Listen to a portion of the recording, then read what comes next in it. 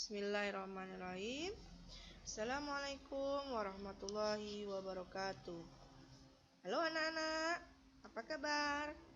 Semoga semua dalam keadaan sehat ya. Untuk orang tuanya, ibu berharap untuk selalu membimbing anak-anak kita belajar di rumah.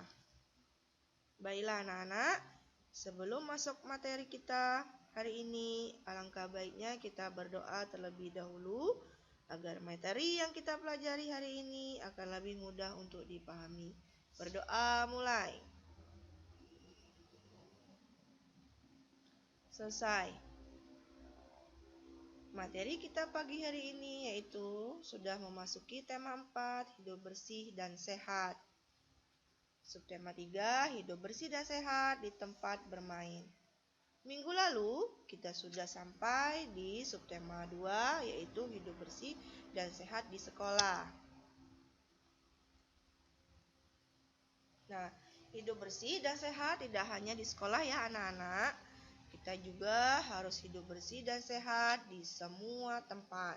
Salah satunya di tempat bermain.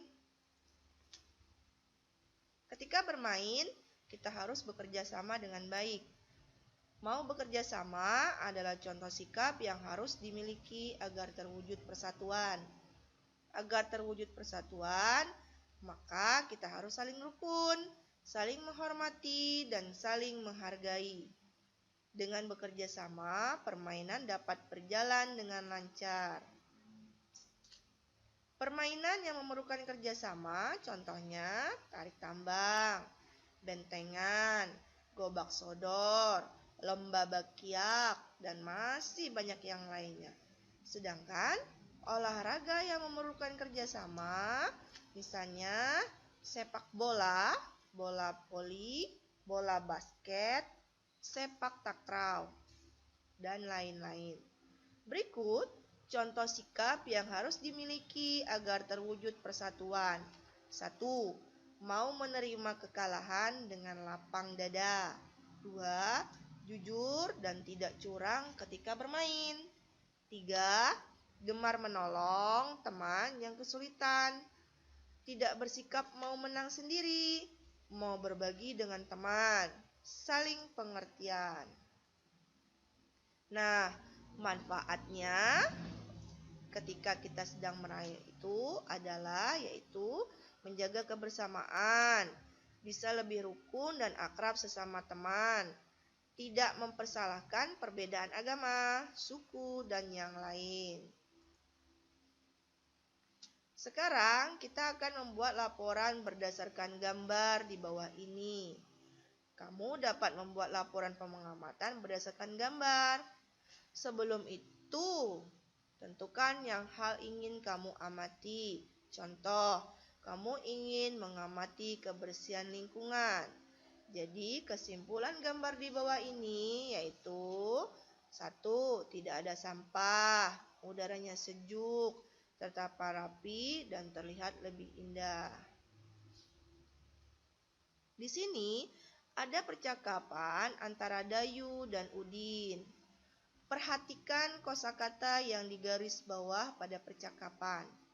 Kosakata tersebut berkaitan dengan taman bermain.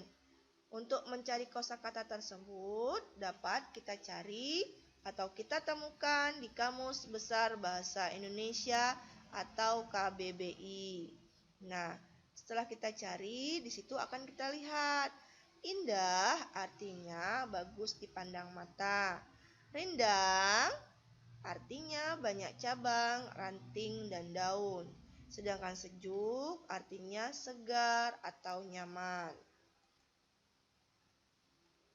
Sekarang kita ke mengenal ruas garis, sisi, dan titik sudut pada bangun ruang.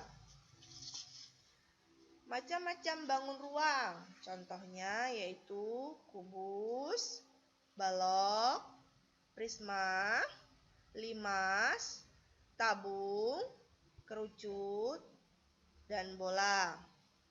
Pada bangun ruang terdapat ruas garis. Nah, di sini Ibu contohkan yaitu gambar yang berbentuk kubus. Terus di sini ada dinamakan titik sudut. Titik sudutnya yaitu ada A, B, C, G, F, H, E, dan D.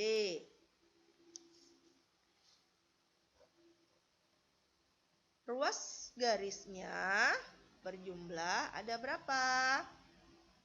Yaitu ada 12 garis. Yaitu ada AB, BC, CD, AD, EF, GH, EH, BF, CG, dan DH. Nah, sisinya ada 6. Titik sudutnya yaitu ada 8. Nah, di sini Ibu contoh gambar yang berbentuk kubus yaitu ada rubrik, ada dadu, ada kado. Sekarang bangun ruang prisma segitiga. Prisma segitiga ada ruas garisnya yaitu ada AB, BC, AC, DE, EF, DF, AD, dan BE. Titik sudutnya ada 6. Ada titik sudut A, B, C, D, E, F. Sisinya yaitu 5 buah. Contohnya apa, Bu? Di sini ada piramid, ada tenda, dan masih banyak yang lainnya. Sekarang kita ke karya seni 2 dimensi dan 3 dimensi. Karya 2 dimensi, ciri-cirinya adalah karya seni rupa yang hanya memiliki dimensi panjang dan lebar. Karya yang hanya dapat dilihat dari satu arah pandang saja. Contohnya apa, Bu? Contohnya yaitu gambar atau lukisan. Karya seni 3 dimensi. Karya seni rupa yang memiliki dimensi panjang dan lebar serta tinggi. Dan satu lagi, karya yang memiliki volume dan menempati ruang. Contohnya yaitu adalah seni keramik dan seni patung. Di sini ada contoh teko, ada tempat pensil, ada boneka, dan ada pot bunga. Bahan dan alat yang dibutuhkan dalam membuat kerajinan dari tanah liat, yaitu apa, Bu? Yaitu tanah liat, air, papan kayu atau triplek untuk mengalasnya, model atau rancangan gambar yang akan kita buat. Nah, cara membuat kerajinan dari tanah liat. 1. Siapkan tanah liat dan air secukupnya. Siapkan triplek atau papan kayu sebagai alas. 3. Siapkan gambar rancangan atau model. 4. Tempatkan tanah liat di atas triplek atau papan kayu sedikit demi sedikit. 5. Pijat-pijat bahan hingga mendekati bentuk yang diinginkan. 6. Tambahkan bahan jika kurang. Sebaliknya, kurangi bahan jika berlebih. 7. Sempurnakan bentuk dengan alat bantu. 8. Berikan sentuhan akhir dengan pembentukan detail dan dihaluskan. Selanjutnya yaitu membuat karya imajinatif dari plastisin. Model gambar di atas dapat digunakan atau menggunakan yaitu bahan lunak bahan lunak, misalnya plastisin. Nah, di sini bisa plastisin dibuat mobil-mobilan, kereta api, kendaraan beroda 2. Amati gambar di bawah ini. Nah, ini adalah gambar plastisin.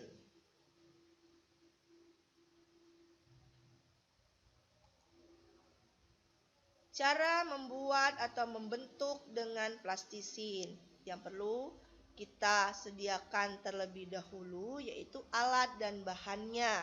Sediakan pisau karter, plastisin secukupnya, gambar model yang ingin dibentuk.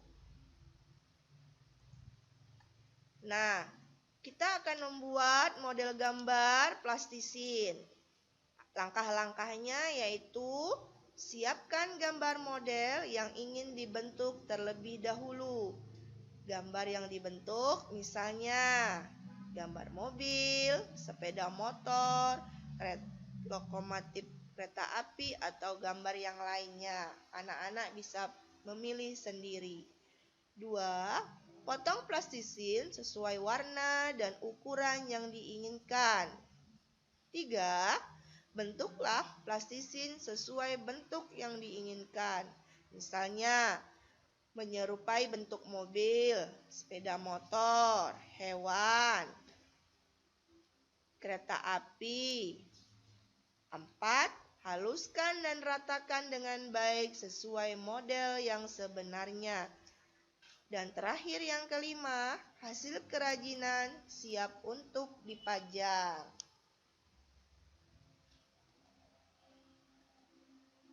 Sekian dan terima kasih pembelajaran kita hari ini. Wassalamualaikum warahmatullahi wabarakatuh. Semangat anak-anak.